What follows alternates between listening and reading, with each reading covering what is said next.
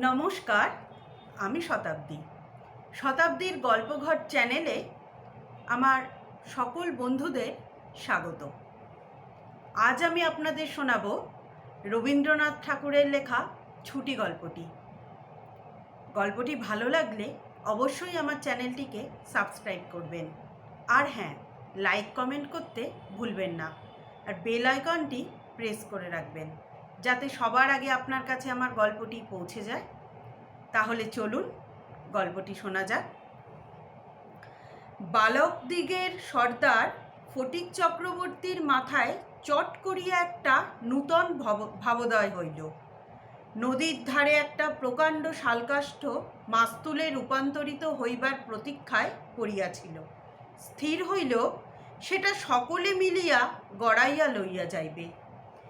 যে ব্যক্তির কাঠ আবশ্যককালে তাহার যে কতখানি বিস্ময়, বিরক্তি এবং অসুবিধা বোধ হইবে তাহাই উপলব্ধি করিয়া বালকেরা এ প্রস্তাবে সম্পূর্ণ অনুমোদন করিল।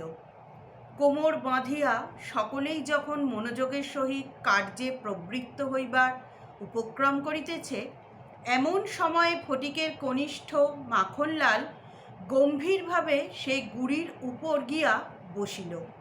ছেলেরা তাহার এইরূপ ঔদাসীন্য দেখিয়া কিছু বিমর্ষ হইয়া গেল। একজন আসিয়া ভয়ে ভয়ে তাহাকে একটু আধটু ঠেলিল, কিন্তু সে তাহাতে কিছুমাত্র বিচলিত হইল না।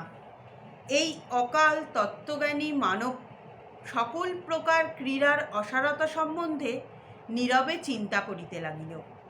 ফটিক আসিয়া আস্ফালন করিয়া কহিল, দেখ, মার খাবি, এই বেলা ওঠ।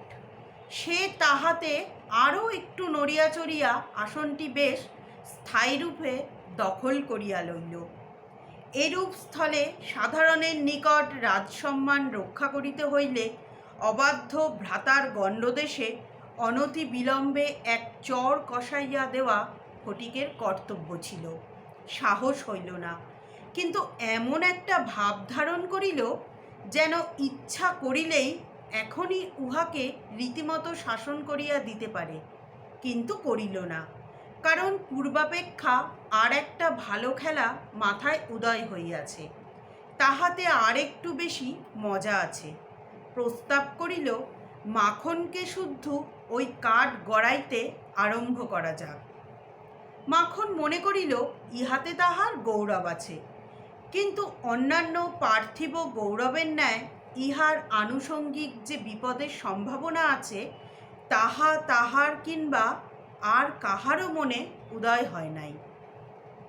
ছেলেরা কোমর বাঁধিয়া ঠেলিতে আরম্ভ করিল। মারো ঠেলা, হেই এ, সাবাস জোয়ান, হেইও। গুড়ি এক পাক ঘুরিতে না ঘুরিতেই মাখন তাহার গাম্ভীর্য, গৌরব এবং তত্ত্বজ্ঞান সমেত ভূমিসাৎ হইয়া গেল। খেলার আরম্ভেই এই রূপ আশাতীত ফল লাভ করিয়া অন্যান্য বালকেরা বিশেষ হৃষ্ট হইয়া উঠিল, কিন্তু ফটিক কিছু শশব্যস্ত হইল। মাখন তৎক্ষণাৎ ভূমিশয্যা ছাড়িয়া ফটুকের উপরে গিয়া পড়িল। একেবারে অন্ধভাবে মারিতে লাগিল। তাহার নাকে মুখে আঁচড় কাটিয়া কাঁদিতে কাঁদিতে গৃহাভিমুখে গমন করিল। খেলা ভাঙিয়া গেল। ফটিক গোটাকত কাশ উৎপাটন করিয়া লইয়া একটা অর্ধ নিমগ্ন নৌকার গলুইয়ের উপরে চড়িয়া বসিয়া চুপচাপ কাশের গোড়া চিবাইতে লাগিল।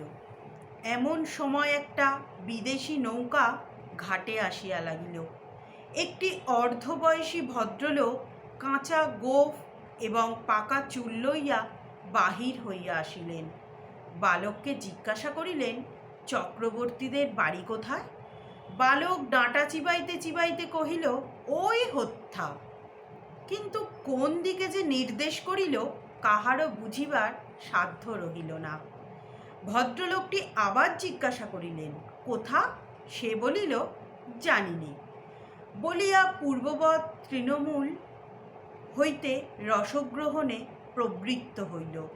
বাবুটি তখন অন্য লোকের সাহায্য অবলম্বন করিয়া চক্রবর্তীদের গৃহের সন্ধানে চলিলেন।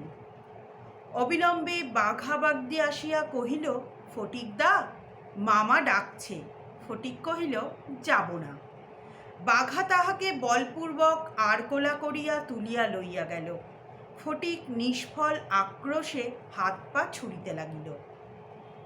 ফটিককে দেখিবা মাত্র তাহার মা অগ্নিমূর্তি হইয়া কহিলেন, আবার তুই মাখনকে মেরেছিস?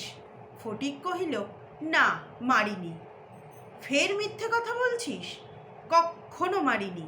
মাখনকে জিজ্ঞাসা করো। মাখনকে প্রশ্ন করাতে মাখন পূর্ব নালিশের সমর্থন করিয়া বলিল, হাঁ, মেরেছে। তখন আর ফটিকের সহ্য হইল না। দ্রুত গিয়া মাখনকে এক সশব্দ চর কষাইয়া দিয়া কহিল, ফের মিথ্যে কথা।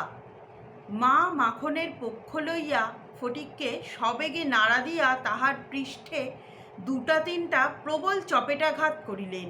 ফটিক মাকে ঠেলিয়া দিল। মা চিৎকার করিয়া কহিলেন, তুই আমার গায়ে হাত তুলিস? এমন সময়ে সেই কাঁচা পাকা বাবুটি ঘরে ঢুকিয়া বলিলেন, কি হচ্ছে তোমাদের? ফটিকের মা বিস্ময়ে আনন্দে অভিভূত হইয়া কহিলেন, ও মা, এ যে দাদা, তুমি কবে এলে? বলিয়া গড় করিয়া প্রণাম করিলেন। বহুদিন হইল দাদা পশ্চিমে কাজ করিতে গিয়াছিলেন। ইতিমধ্যে ফটিকের মার 2 সন্তান হইয়াছে।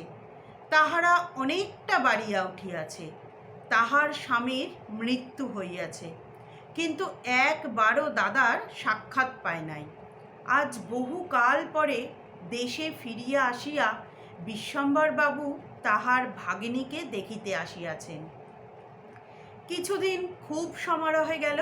অবশেষে বিদায় লইবার 2-1 দিন পূর্বে বিশ্বম্বরবাবু তাহার ভাগিনীকে অমনোযোগ, ছেলেদের পড়াশোনা এবং মানসিক উন্নতি সম্বন্ধে প্রশ্ন করিলেন।